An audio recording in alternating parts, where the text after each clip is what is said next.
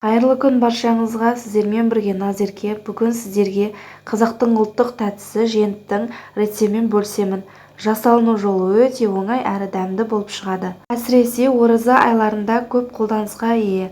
Міндетті түрде жасап көріңіздер. Видеоны соңына дейін қарап, каналыма тіркелуді ұмытпаңыздар. Ең алдымен керекті талқанымызға қантымызды саламыз. Мен мұнда барлық заттарды көз мөлшерімен салдым. Егер де талқаныңыз тәтті болсын десеңіз, тағыдай қант қосуларыңызға болады. Сосын сары майды ерітіп құямыз. Сгущенка құйып, лопаткамен жақсылап араластырамыз.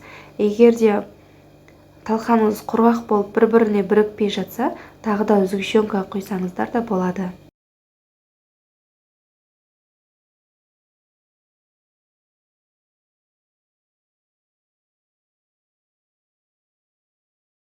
Енді ары қарай қолымызбен жақсылап, мыжғылап араластырамыз. Талқанымен майымыз жақсылап араласуы керек.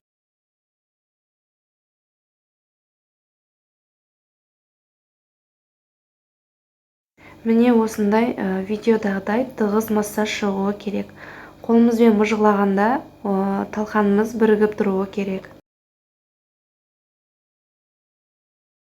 Міне талқанымыз дайын болды. Енді түрлі формаға келтіреміз. Мен осындай домалақ ыдысқа салып алдым.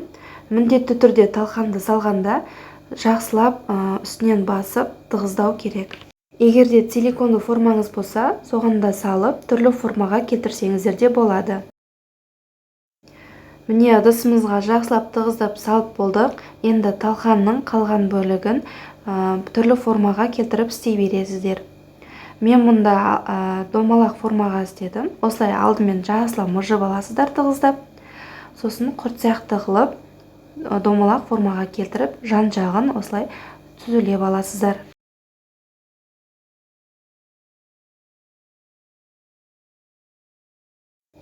Екінші формаға мен осылай ұзынша етіп істеп алдым.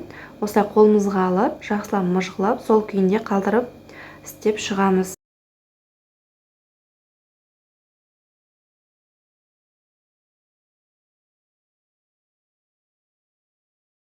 Мінекей талқамыздың бәрін дайындап болдық. Енді жентіміз әдемі көріну үшін осындай қант ұнтағына аунатып алсаңыздар болады.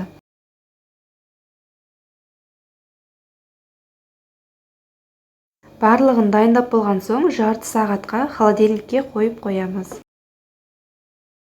Міне жентіміз дайын болды. Енді ыдыстағы жентімізді тәрелкеге аударамыз. Ыдысты холодильниктен алғанда 10 минутқа бөлме температурасына қойсаңыздар, осылай тәрелкеге әдемі болып түседі. 4 бұрышты етіп әдемілеп кесіп шығамыз. Міне тәтті женттеріміз дайын. Егер де видеоны соңына дейін қараған болсаңыздар, лайк басып, комментария жазып, каналыма тіркелуді ұмытпаңыздар.